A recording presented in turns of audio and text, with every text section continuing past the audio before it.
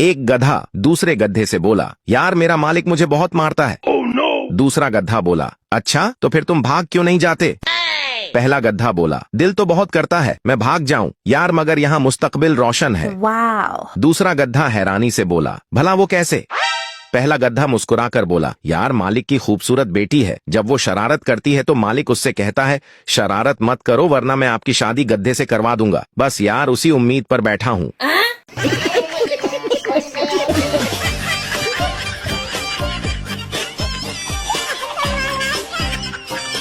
शौहर ने अपनी बीवी को एक थप्पड़ मारा। बीवी गुस्से से बोली, मुझे थप्पड़ क्यों मारा? शौहर ने कहा, आदमी उसी को मारता है जिससे वो प्यार करता है। फिर बीवी ने अपने शौहर को 4 थप्पड़ 6 लातें और 8 डंडे मारकर धो डाला और बोली, आप क्या समझते हैं हम आपसे प्यार नहीं करते?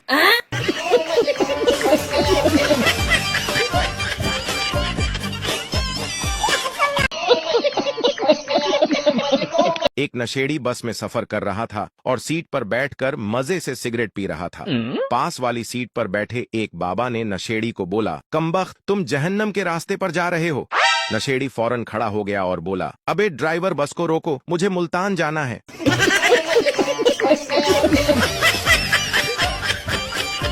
मजीद ऐसे फनी वीडियोस देखने के लिए हमारे अकाउंट को लाजमी फॉलो करें।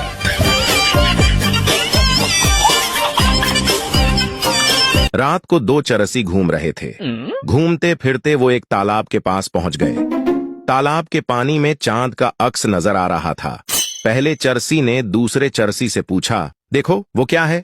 दूसरे ने जवाब दिया, ये चांद है। पहले चरसी ने बोला, चलो यार वापस चलते हैं, हम तो चांद पर पहुंच गए हैं।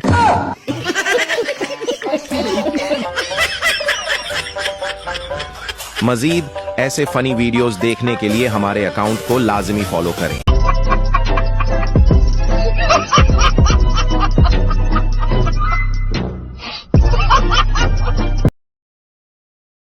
शेर और मुर्गे की दोस्ती हो गई। शेर ने मुर्गे से कहा, जब भी कोई मसला हो तो अजान दे देना, मैं आ जाऊंगा। एक दिन गीदड़ को अपनी तरफ आता देखकर मुर्गा पेड़ पर चढ़ गया और अजान दी। गीदड़ बोला, नीचे आ जाओ नमाज पढ़ते हैं। मुर्गा बोला, रुक जाओ इमाम साहब आ रहे हैं। इतने में शेर को आता देखकर गीदड़ भागने लगा तो मुर्गा बोला, रुको इमाम साहब आ गए हैं। गीदड़ भागते हुए बोला, ये इमाम हमारे फिरके का नहीं।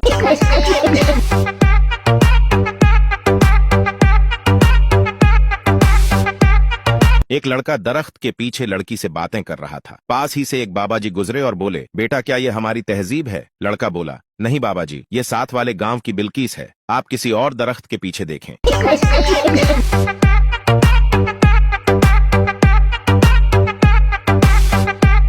पप्पू अपनी बीवी को डॉक्टर के पास ले गया।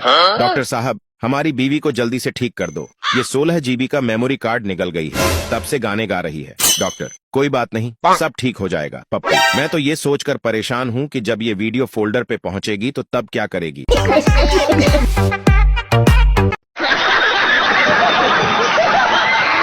शौहर आलू के पराठे खाते हुए अपनी बीवी से बोला, अरे मुझे इन आलू के पराठों में आलू कहीं पर भी नजर नहीं आ रहे हैं। बीवी गुस्से से बोली, ओए चुप करके खा ले, मुल्तानी हलवों में कौन सा मुल्तान नजर आता है?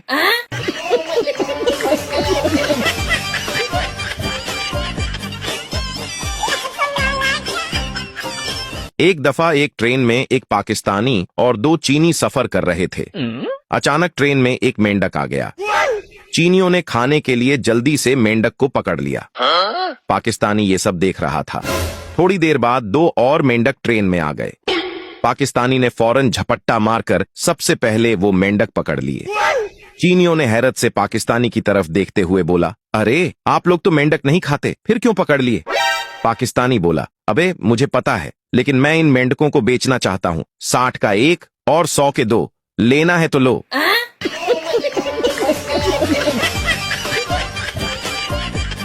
एक तोता और पठान जहाज में सफर कर रहे थे। पास से अय्यर होस्टेस गुजरी तो तोते ने सीटी बजाए। वो मुस्कुराई पर देखकर तोते के मालिक पठान ने भी सीटी बजाई। अय्यर होस्टेस ने अमले से शिकायत कर दी। हुक्म हुआ कि दोनों को जहाज से नीचे फेंक दिया जाए। जब उन्हें फेंकने लगे तो तोते ने मालिक से कहा, तुम उड़ सकते हो मालिक। नहीं, और ना आंदानी तोता, ते फिर मानो छेड़िया क्यों।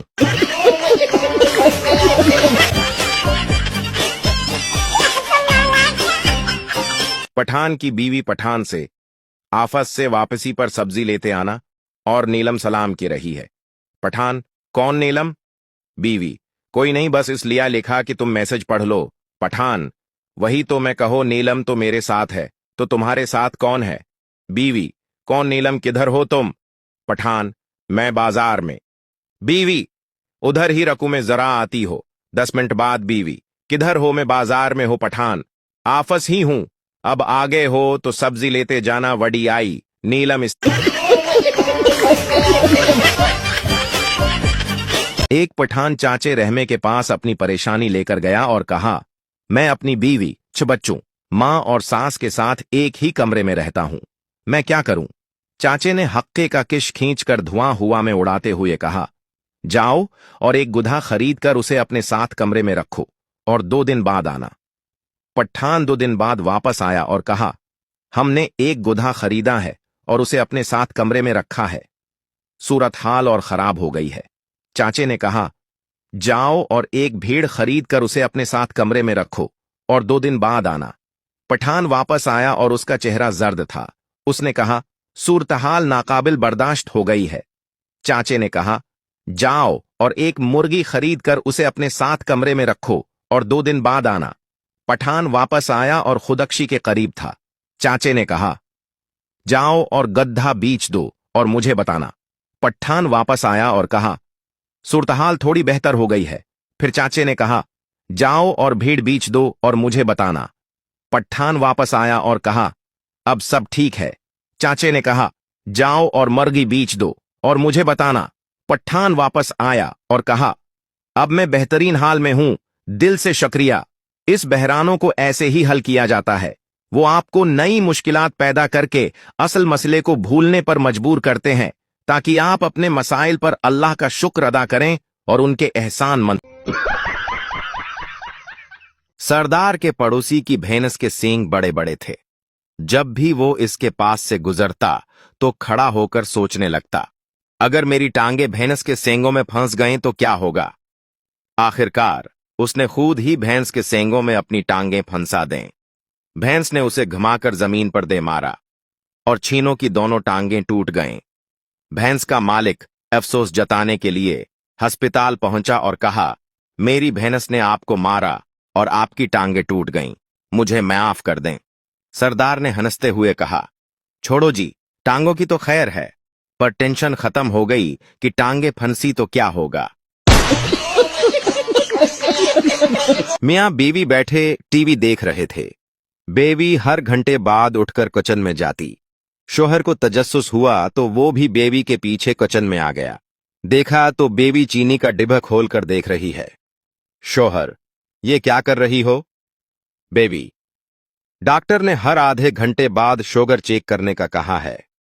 शोहर, बेवकूफ, बार बार किचन में आने की क्या जरूरत है? चीनी का डिब्बा उठाकर ड्राइंग रूम में ले आओ।